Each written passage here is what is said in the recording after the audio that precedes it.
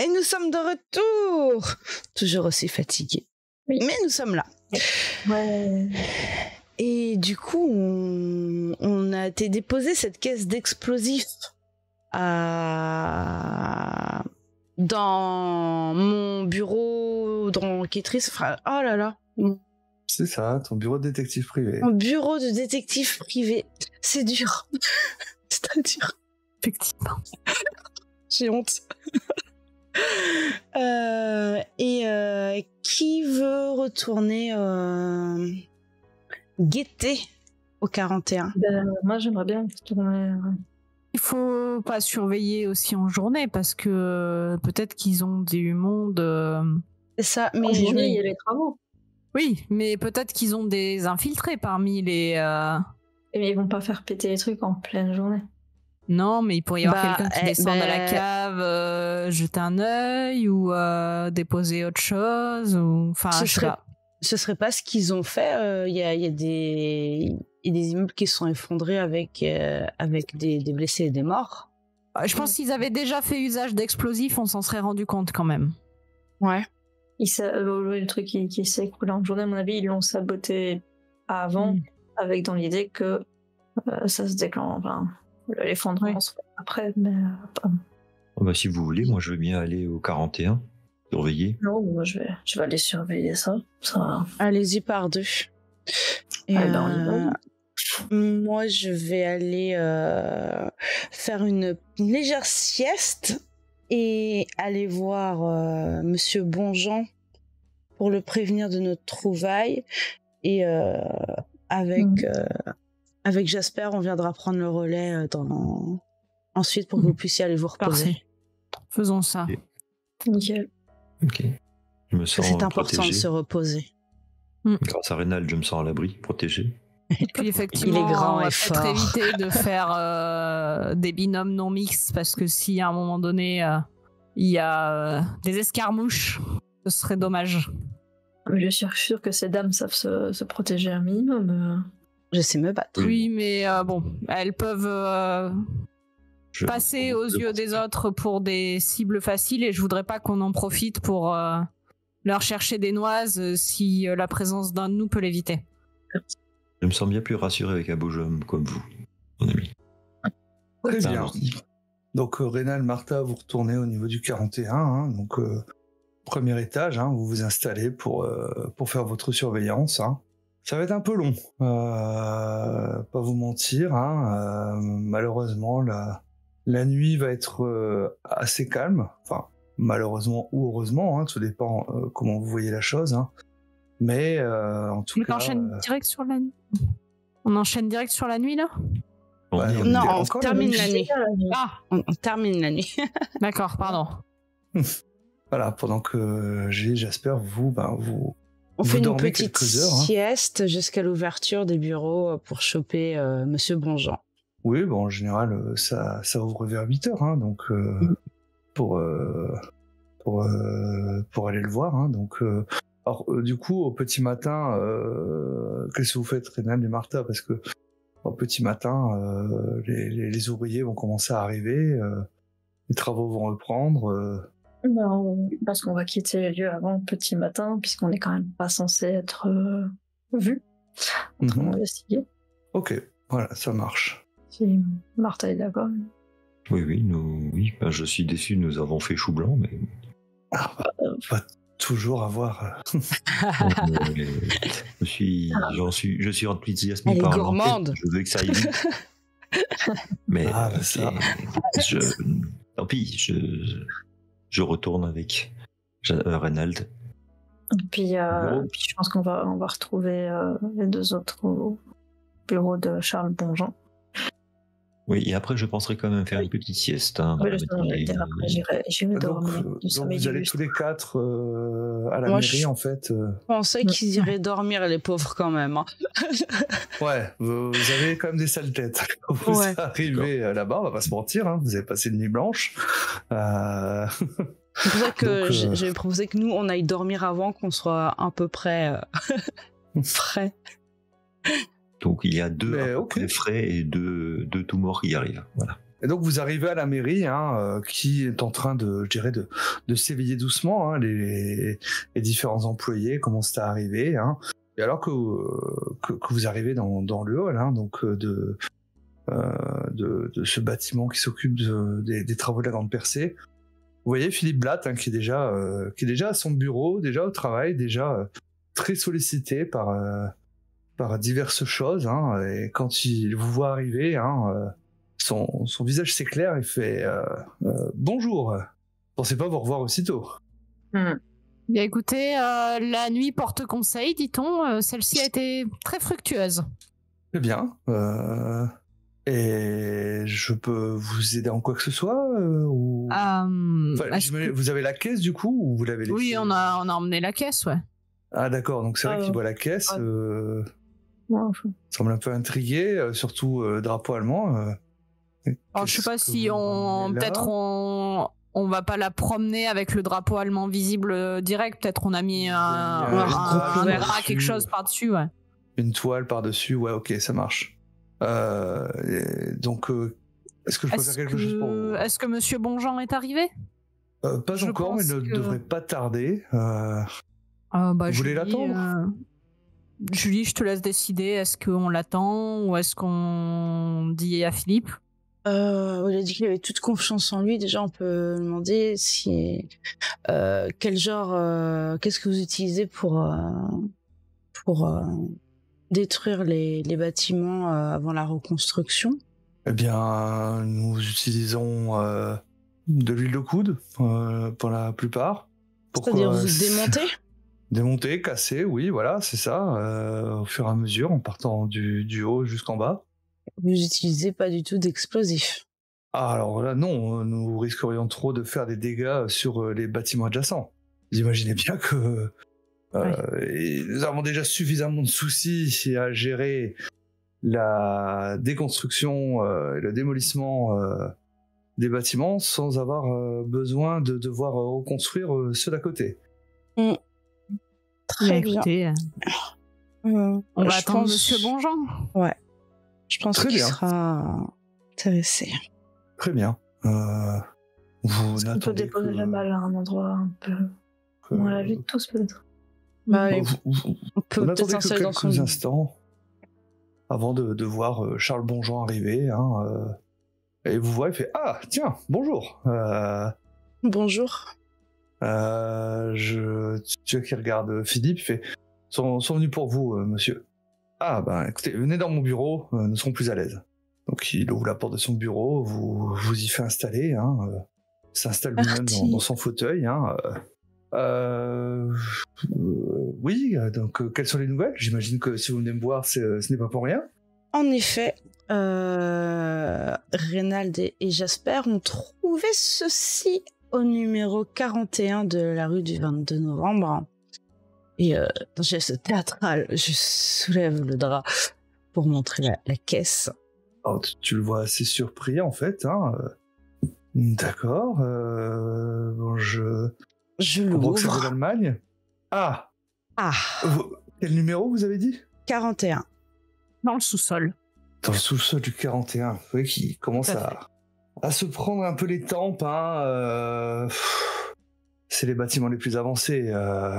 J'imagine le désastre qui aurait pu t'arriver si... Oui, n'est-ce pas? Donc, on ne sait pas qui, mais en tout cas, Jasper et Reynald l'ont retiré du bâtiment pour éviter tout accident futur. Vous avez bien fait. Vous avez bien fait. En plus, il commence à regarder. Ça a l'air d'être du matériel militaire. Un militaire? Ils pas forcément ça dans le civil. Oui, tu vois, qui commence à prendre les bâtons. Il fait oui. Vous voyez ce logo en fin de compte, et que l'aigle impérial montre bien en fin de compte que c'est quelque chose en fin de compte qui est utilisé par les militaires allemands, en effet. Ok. Ce que je me demandais, si c'était pas trop évident justement avec ce drapeau sur la caisse. J'avoue que oui, c'est. Alors j'imagine qu'il doit encore y avoir beaucoup de. Après la caisse matériel allemand, mais. La caisse n'était pas censée être découverte dans l'esprit de celui qui l'a placée là, visiblement, mais... Possible. Peut-être faudrait-il voir... Vous avez visité quelles autres caves ? J'ai essayé de me rendre dans les caves des 2 bâtiments adjacents, le 39 et le 43, mais elles étaient fermées.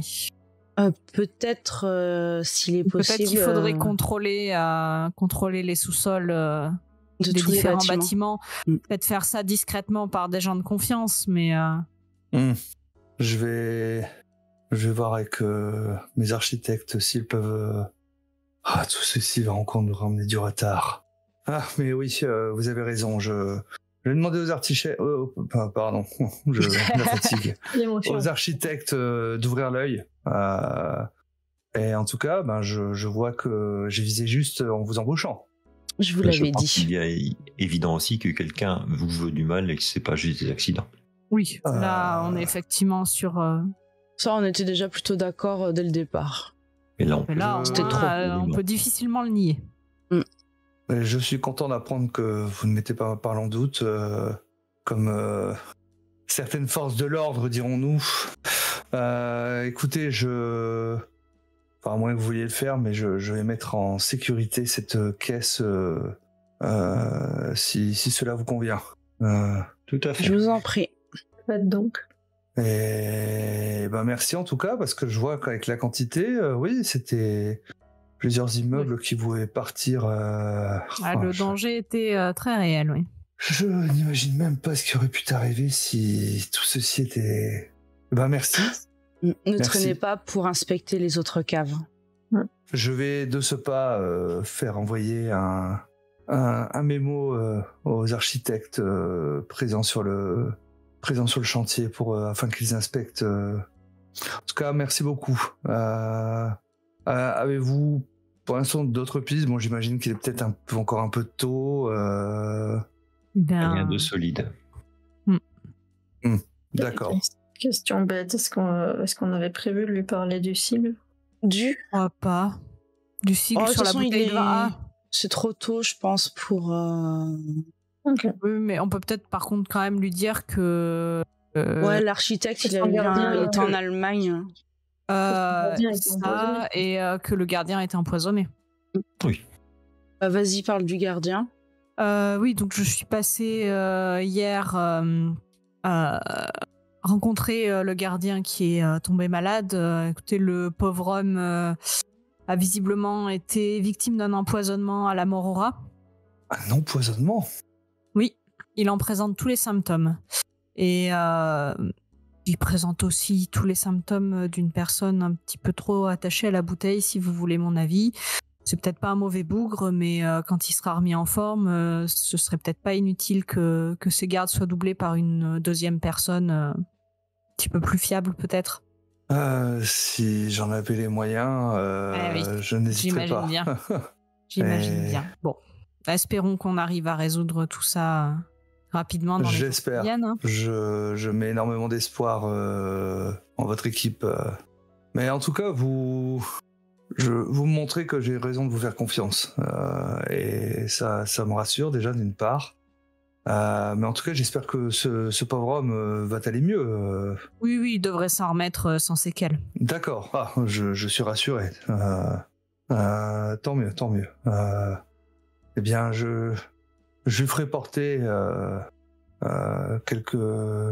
Que ce soit un petit panier repas, peut-être. Qu'est-ce que vous en pensez? Je ne sais pas. S'il vous plaît, évitez le vin. Voilà. J'éviterai le vin, d'accord. De notre côté, nous sommes rendus chez Charles Lazur. C'était celui-là qui s'appelait comme ça. Non. C'était l'autre. Ah non, c'est l'autre. C'est Appleman, non? Vous étiez allé... Appleman. Oui, Appleman. Il ne s'agit pas d'ici. Appleman, oui, c'est ça. Non, chez Norman Appleman. Mm. Sa gardienne ne l'a pas revu depuis le 20 août. Et par contre, elle nous a appris que ce monsieur s'était rendu à Berlin le 13 août. Et que, entre-temps, sur le tour du 16-17, il était avec un homme pas étrange, mais c'était pas courant de le voir avec quelqu'un.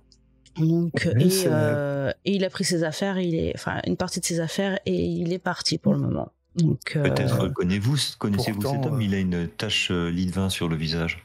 Avez-vous déjà vu une personne qui possède non. tache de vin sur le visage, non? Non, mais attendez, je pense à quelque chose et qui va à sa porte. dites-moi. Philippe, donnez-moi le dossier de Norman. Qui regarde, il fait non, mais en plus il n'a que la nationalité française. Hein. Vous dites qu'il était à Berlin, c'est étonnant. Oui, je me suis demandé s'il avait de la famille là-bas. A priori, en tout cas, pas dans le dossier d'embauche que je peux avoir. Il n'a que parce qu'il est vrai que certains ont la double nationalité, hein, comme vous pouvez vous en douter, mais lui était bien français, donc. Surprenant. Et Bien que le nom soit bien germain. Personne avec donc une tache lit de vin, non, ça ne me dit rien. Et peut-être comment s'appelle-t-il encore que Philippe le connaîtrait peut-être, peut lui demander aussi. Bah oui, vous pourrez lui poser la question en sortant, aucun problème. Très bien. Ok, Autre chose? Non, je pense qu'il est temps pour nous d'aller nous coucher. Oui. La nuit était longue. La nuit était. Ah, vous avez veillé la nuit sur le chantier? Exactement. Je ne vous ai même pas proposé un café, j'en suis... vous voulez un petit café quand même avant de partir ou... Je dors très mal après un J'ai pour café. idée de m'endormir, du coup, pas pour vous, merci. Très bien, donc en tout cas, merci de votre implication et en tout cas, si vous avez besoin de quoi que ce soit, n'hésitez surtout pas à venir me voir ou à voir avec Philippe. Okay. Prévenez-nous quand vous aurez fait les nécessaires avec les caves. Oui, tout à fait. Je vous ferai parvenir un télégramme si nous avons trouvé quelque chose. Très bien. Merci beaucoup. Merci de votre investissement et vous serre chaleureusement la main à tous les quatre et vous raccompagne à la porte de son bureau. Au revoir. Et on chope son assistant. Bonne journée. Philippe, toujours derrière son bureau, toujours autant occupé. Il se tourne la tête vers vous. Derrière ses petites lunettes rondes. Je sens que vous allez me demander quelque chose. Je vais tenter de mettre les mots dans l'ordre, malgré ma fatigue. On a vu Norman Appleman avec un individu quelque peu étrange qui a sur le visage une tache de vin. Est-ce que vous avez une idée de qui ça serait, puisque ça semble être une caractéristique de ce personnage, quelque chose de tout à fait remarquable? Ce n'est pas courant en effet, mais... Alors je peux regarder dans les différents dossiers des ouvriers, mais là comme ça ne me dit rien. En tout cas, je ne vois pas... Aucun architecte en tout cas n'a cette caractéristique physique. Je peux regarder... Si jamais vous amenez à croiser quelqu'un qui présenterait cette particularité, notez son nom quelque part pour nous. Très bien, je ferai cela. Merci beaucoup. À plus tard. Bonne journée à vous. Bonne journée. De même, mon ami. Et donc vous prenez congé de lui alors que vous sortez de la mairie, alors que le soleil commence déjà à pointer dans le ciel et que la chaleur commence à déjà se faire sentir pour ce début septembre à Strasbourg. Du coup, Martha et Reynald, il va falloir aller faire dodo là. Allez vous reposer.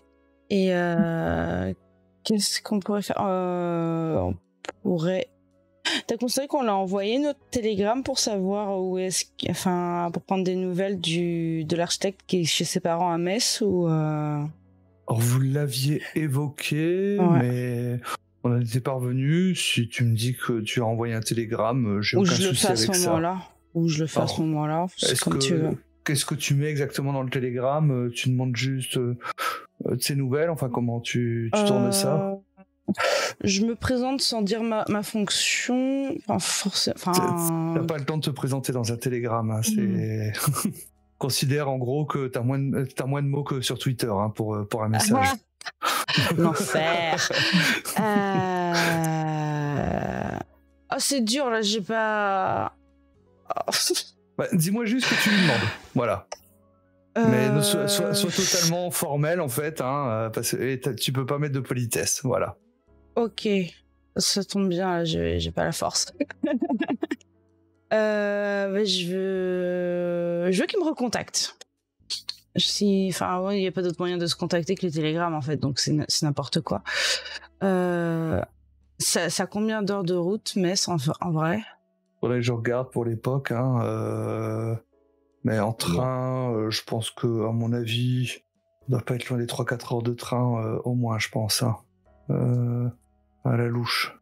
D'accord. J'envoie un truc genre aimerait en savoir plus sur la rue du 22 novembre. Aimerait rendez-vous à Strasbourg vite possible et mes coordonnées. Ok, ça marche. Ça roule, je te dirai quand tu auras une réponse. Youhou. Ça doit être facile de ghoster, dis donc.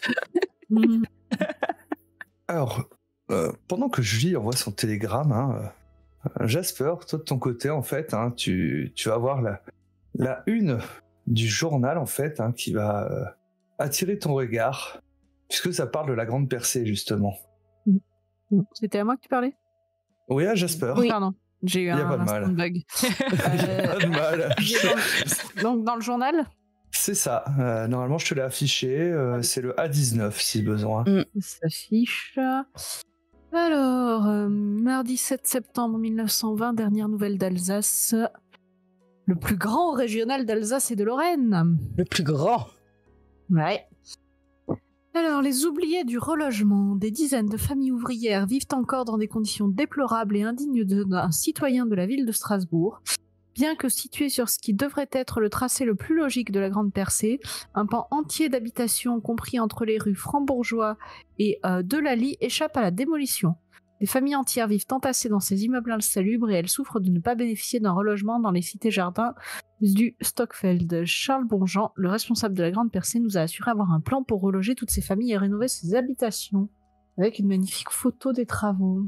Donc, la rue des Francs-Bourgeois et la rue de la Lie, c'était par ici. Les Francs-Bourgeois, c'était celle qui descendait. Hein. Voilà. Genre, elle est dans les aides de jeu, hein, la carte aussi. Voilà, rue de la Lie est là, rue des Francs-Bourgeois. Oui, elle est aussi dans les aides de jeu, la carte. Ouais, mais je peux pas zoomer, c'est nul. Ok. J'y vois rien. Alors... Je garde cette coupure de journal et je montrerai à mes camarades à la première occasion. Donc je pense que vous pouvez vous considérer comme au courant de ça. C'est vrai qu'en zoom maximum, les noms des rues sont pas lisibles de ouf. Hein. Ouais. Alors je vais voir pour transmettre le plan directement sur Discord. Je le mettrai sur Miro. Pourquoi ils y discutaient entre vous le temps que je le retrouve? Du coup, est-ce que ça ferait pas des suspects entre guillemets en plus, peut-être que... Les ouvriers? Non, maintenant les oubliés. Oui, non, mais les oubliés, c'est des ouvriers. Ils n'ont pas les moyens de mettre en place un truc pareil. Les oubliés, c'est les ouvriers? Oui, là, ça parle de familles d'ouvriers qui, pour l'instant, n'ont pas spécialement bénéficié des travaux et qui aimeraient être relogés. Ouvriers. Je les vois pas saboter le chantier pour autant. Ouais, bah non, au contraire, ils auraient envie que ça se termine le plus vite possible. Par contre, le fait que ce genre de choses soit publié, c'est un petit peu, quelque part, une attaque à l'image de Monsieur Bonjean, à l'image des travaux. Est-ce qu'il y a une volonté derrière? Est-ce que peut-être on peut discuter avec ce journaliste, savoir... Edmond Montpeur. Puisqu'il couvre le sujet des travaux, est-ce qu'il a peut-être des choses intéressantes à nous apprendre, cet homme? Ou en tout cas, il connaît peut-être des choses sur la situation qui nous échappent. Tout à fait. Edmond Montpeur a interrogé. Sujet. Un article.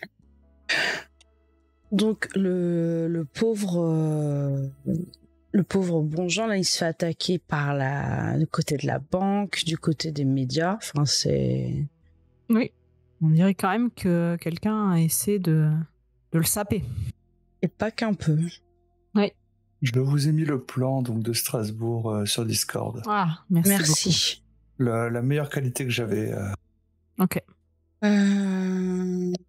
Du coup, est-ce que c'est le projet qui est visé ou est-ce que c'est Monsieur Bonjean? J'aurais plutôt tendance à penser le projet, mais bon, restons ouverts aux autres possibilités, mais... Oui, ça reste une éventualité, mais c'est pas la plus logique. Ouais. Mais attaquer Bonjean et sa crédibilité et le bien fondé ou la bonne conduite ou la crédibilité des travaux, c'est attaquer les travaux. Oui, mais si on s'attaque à Bonjean, quelqu'un d'autre le remplacerait. Ils vont pas laisser les travaux en plan de toute façon. Ils vont forcément faire quelque chose pour ça. Il pourrait être remplacé par quelqu'un qui arrangerait mieux les saboteurs ou leurs commanditaires, quelqu'un, je sais pas, ou en tout cas, ça pourrait remettre quand même en question les travaux si l'opinion publique finissait par être complètement contre la façon dont c'est géré. De toute façon, tout a été détruit, ils commencent à reconstruire et Franc-Bourgeois, ils ont commencé à détruire aussi. Faudra bien reconstruire à un moment donné. Hein. Oui, bien sûr, mais enfin, visiblement, quelqu'un a quand même plutôt envie que ça ne se passe pas comme prévu. Donc, pourquoi ça, je le savais. Ça nous aiderait. Oui. Qu'est-ce qu'il y a comme... À un moment donné, on va se réveiller quand même. Ah oui. Venez nous aider à réfléchir. Oui. On a encore plein de pistes à creuser. Oui. Oui, il me semblait qu'on voulait aussi aller voir le banquier. Oui. On avait parlé de ça. Eh ben, ça peut être nos prochains, le banquier et le journaliste. Ouais, je pense que ça serait 2 personnes intéressantes à voir. Je vous laisse décider qui vous souhaitez voir. Go le banquier pour qu'il nous parle un peu de sa petite lettre qu'il a reçue là et de la personne qui a mis son nez dans les comptes. Très bien. Donc vous vous rendez à la caisse d'épargne. Oh. Ça vend du rêve. Hein. Oh, déjà, au mot banque, ça vend du rêve. Comment qu'il s'appelle, lui? C'était... il s'appelle le monsieur... Léon Gustave. Léon Gustave, oui, c'est là. Léon Gustave. Donc vous allez arriver à la caisse d'épargne, en fait. Hein, et bon, au départ, vous avez affaire tous les 4 à un guichetier. Bonjour, jeune homme. Bonjour. Bonjour. Quoi puis-je vous aider? Souhaitez ouvrir un compte? J'aimerais, mais malheureusement, non, je ne peux pas. Non, j'aurais besoin, de parler à monsieur Léon, Gustave Berthelot. C'est possible d'avoir une entrevue. Je ne sais pas s'il est disponible, vous savez. Et qu'est-ce qui vous amène? Nous aimerions lui poser quelques questions, mais rien de bien grave, mais j'aurais besoin de le voir. Oui, mais quel sujet? Je pense que c'est à monsieur Berthelot que je voudrais en parler, mais... Je vais te demander un petit jet de bagou. En plus, ça reste une de tes spécialités, si je ne m'abuse. Alors, le bagou, c'est Smokes, hein, c'est ça? Comment? Smokes? Non, c'est Torche. Attends, j'ai plus en tête. Oh, la musique, c'est que Flashlight, c'est Torche, je dirais, et Smoke, ça doit être bagou. Oui, c'est ça, pardon. Ouf. Je ne vois pas du tout. On rigole pas en fin de compte, hein, et tu vois que je vois pas il semble assez subjugué par ton charme, hein, et écoutez, je vais voir ce que je peux faire. Je compte sur vous. Donc, il se lève, il revient au bout de quelques minutes. J'ai insisté un peu et du coup, monsieur Berthelot, va vous recevoir. Merci beaucoup. Vous êtes un bien charmant jeune homme. Je vous remercie beaucoup. Merci. Merci. Et des paillettes autour de toi, là. Franchement, c'est gênant. Alors... Et donc, au bout de quelques minutes, hein, vous allez être introduit donc, dans le bureau de Léon Gustave Berthelot. Alors, je vais vous mettre à disposition... La petite fiche. C'est ça. Une fois que je l'aurai trouvé. Où est-ce que se cache ce brave jeune homme? Encore un jeune homme? Martha, ça va être pour toi. C'est un jeune homme, un peu d'expérience sans doute, ce jeune homme. Voilà. Ah oui. Donc jeune, voilà, toute raison gardée. Hein. Et de quarantaine. Ouais. Voilà, c'est ça. Hein. Donc c'est vrai que voilà, une petite moustache bien taillée, hein, des cheveux assez épais en fait, hein, bien coiffés, hein, très propre sur lui, hein, une cravate, une chemise, un petit veston, hein, quand il vous reçoit. Bonjour, entrez.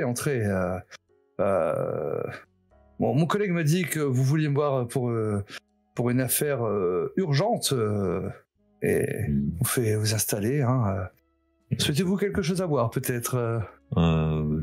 Oui. Volontiers. Un petit café. Parfait. Voilà, hein, donc tu vois qu'il vous l'apporte. Hein, amenez 4 cafés, s'il vous plaît. Vous n'en prenez pas? J'en suis déjà au 2e et je dois bien avouer que j'évite d'en prendre de trop. Il faudrait pas être si trop vous nerveux. avez des problèmes pour dormir, si vous en buvez de trop. Oui, c'est exactement ça. Ah, je peux comprendre. C'est bien triste. Avez-vous déjà essayé le thé? Les infusions sont bien plus agréables. Je devrais sûrement. Hein. Mais bon, j'avoue, le soir, je ne suis pas contre un petit verre de brandy afin de trouver le sommeil. Monsieur a bon goût. Je vois ça. N'est-ce pas? Merci. Donc on vous amène les cafés, mais soit il s'installe hein, dans son fauteuil, hein, donc bureau bien décoré hein, avec un gros bureau en bois ciselé. Hein. Alors, il se refuserait. Hein. Quelle affaire hein, vous amène? Je trouve que vous êtes très bien installé. Néanmoins, c'est vrai. Nous avons entendu dire que vous financez le projet de la Grande Percée, j'ai cru comprendre. Oui, en effet, la banque, hein, la Caisse d'épargne, est partenaire en fin de compte de ce projet, et c'est moi-même finalement qui suis ce dossier. J'avoue que je suis surpris, je ne pensais pas que vous ririez pour ça, mais soit, je suis tout oui. Vous êtes déçu? Pas déçu, surpris plutôt. Vous pensiez à quoi? Rien de particulier, hein. On m'a dit une affaire urgente. Je ne pensais pas que les travaux qui durent déjà depuis quelque temps requéraient une urgence à l'heure actuelle, en tout cas. Oui, enfin, une urgence. Je pense que votre employé a peut-être exagéré les faits. Je voulais simplement pouvoir vous parler. Nous voulions vous parler simplement au sujet du financement. J'ai entendu dire que les choses n'allaient pas au mieux avec le chantier. En effet, il est vrai que nous avons eu quelques déboires et finalement les choses se sont arrangées après que nous ayons une réunion avec les conseillers municipaux.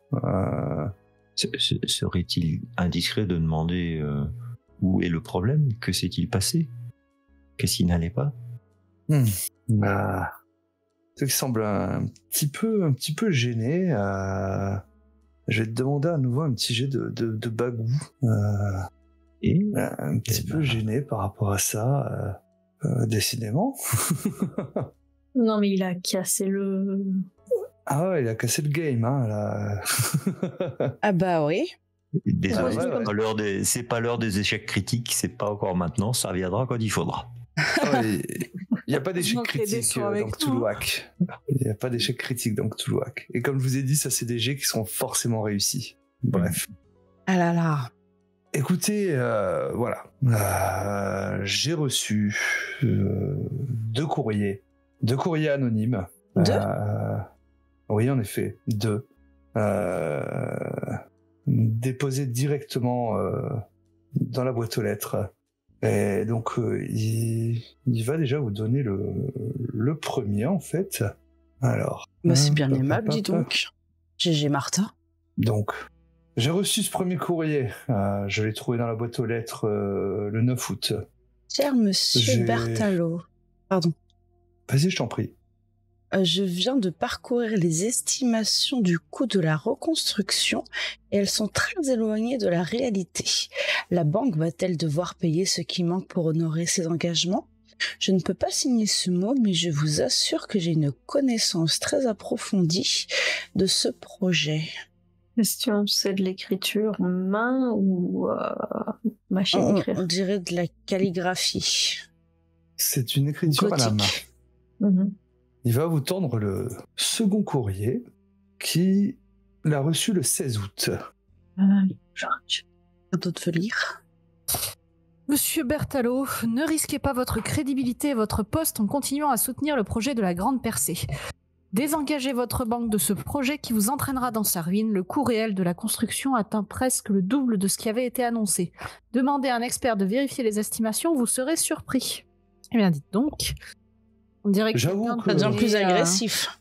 Quelqu'un tenait vraiment à vous faire remettre en question ce projet ? J'avoue, autant le premier courrier, je n'en ai pas forcément tenu tout de suite compte.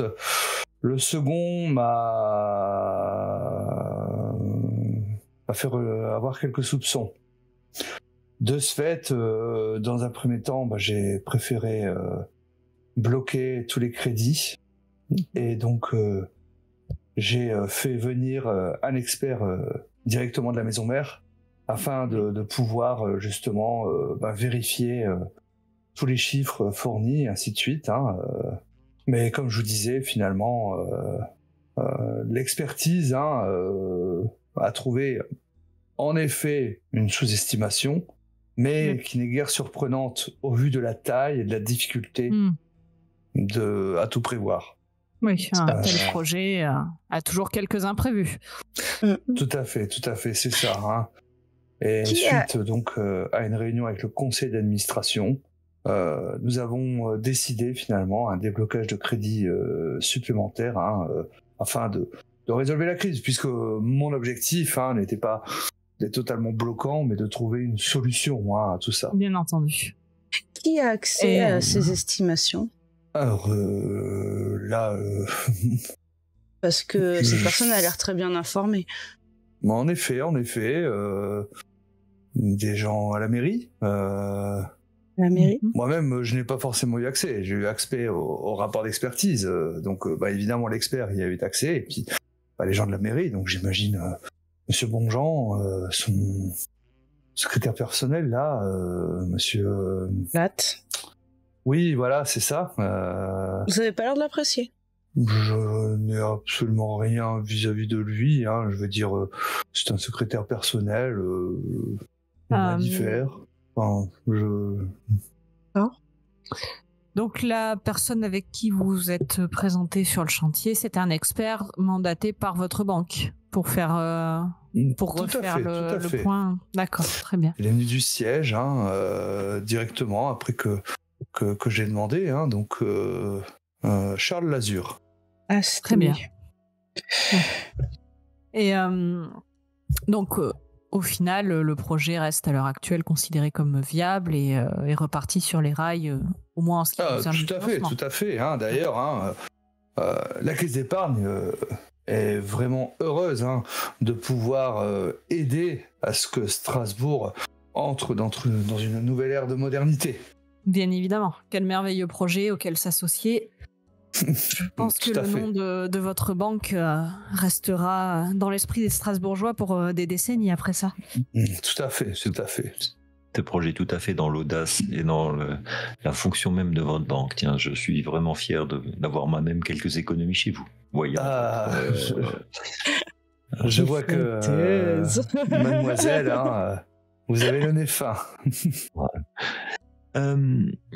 Par hasard, mais vraiment par hasard. Auriez-vous vu déjà une personne avec une marque caractéristique sur le visage, une tache de vin?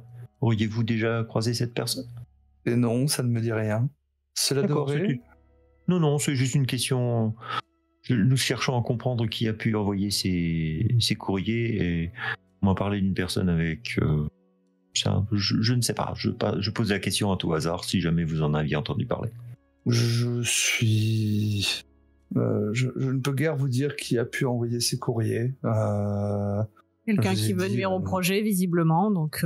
Visiblement. Qui, selon vous, pourrait avoir envie de nuire à ce projet? Je ne sais pas trop. J'avais des banquiers concurrents, par hasard, qui pourraient vouloir financer ça? Non, je ne pense pas. Puisque si jamais... Oui, si la caisse d'épargne s'était définitivement retirée du projet, a priori, ça aurait signé la fin des travaux. Ça les aurait compliqués, en tout cas. Maintenant, de vous à moi, je vais être franc. Cela vient quand même de Paris directement, et j'imagine que si ce n'avait pas été les conseillers municipaux, j'imagine que ça aurait été directement le gouvernement qui aurait sûrement... C'est-à-dire que ces travaux revêtent une grande importance pour Strasbourg, évidemment, mais également pour la France. Bien évidemment. Afin de marquer leur attachement de Strasbourg à la France. Bien entendu. Il a l'air de dire la vérité, pour tout ne pas savoir qui a envoyé les courriers, etc. Il a l'air sincère, de ce que tu peux en voir. Okay. Donc, vous m'avez posé une question pour courrier, pour qu'on soit d'accord. Hein. Oui, c'est bien du manuscrit, les lettres. Hein. C'est pas, c'est pas écrit à la machine ou avec une. Et c'est un style d'écriture gothique, germanique, ou c'est un style d'écriture traditionnel en France? Je n'ai pas forcément expert là-dedans, hein, mais peut-être en les présentant à quelqu'un qui serait capable de faire une analyse graphologique, vous auriez peut-être... Et est-ce qu'il nous les montre juste ou il nous les confie? Bon, on lui demande, sinon moi j'allais lui demander. On rappelle juste qu'il sait toujours pas qui on est, hein. Il est quand même vraiment très sympa, ce PNJ. Oui. Il est sous mon charme, c'est comme ça. Ah ouais, c'est puissant, la séduction. C'est grave. Est-ce que vous nous confierez ces lettres, monsieur? Même juste une, c'est bien suffisant. Je n'ai plus guère d'intérêt de garder ces courriers, donc si vous en avez un quelconque besoin, je vous les laisse. En effet. D'ailleurs, je tends ma carte. Nous enquêtons pour savoir justement qui tente de nuire à ce projet, car, comme vous l'avez remarqué, quelqu'un tente de mettre des bâtons dans les roues de la grande percée. Pas suivi tous les détails, hein, mais au vu de ces courriers, il semblerait que quelqu'un ne les voit pas d'un bon œil, en tout cas. C'est ça. Donc, si jamais vous en apprenez plus, contactez-nous. Très bien. Je n'hésiterai pas. Peut-être qu'on trouvera un verre de brandy. Avec plaisir. Ça te fait un large sourire. Parfait. Est-ce que vous avez d'autres questions? Non, pour l'instant, non. Non, je pense qu'on est pas mal. Eh bien, nous allons prendre congé dans ce cas, Monsieur Bertalo. Ce fut un plaisir. Hein, il vous raccompagne jusqu'au hall de la banque. Hein, vous serre chaleureusement la main. Bonne journée à vous. Je commence à m'éloigner et je refais un petit pas en arrière. Je vous conseille une infusion à la camomille. C'est excellent pour dormir le soir. Bien meilleur qu'un brandy. Même si le brandy est quelque chose de très bien. Très bien, j'essaierai. Je vous en prie. Une bonne journée, monsieur. Bonne journée. Très bien. La banque. Eh bien, je pense que cette séance va toucher à sa fin.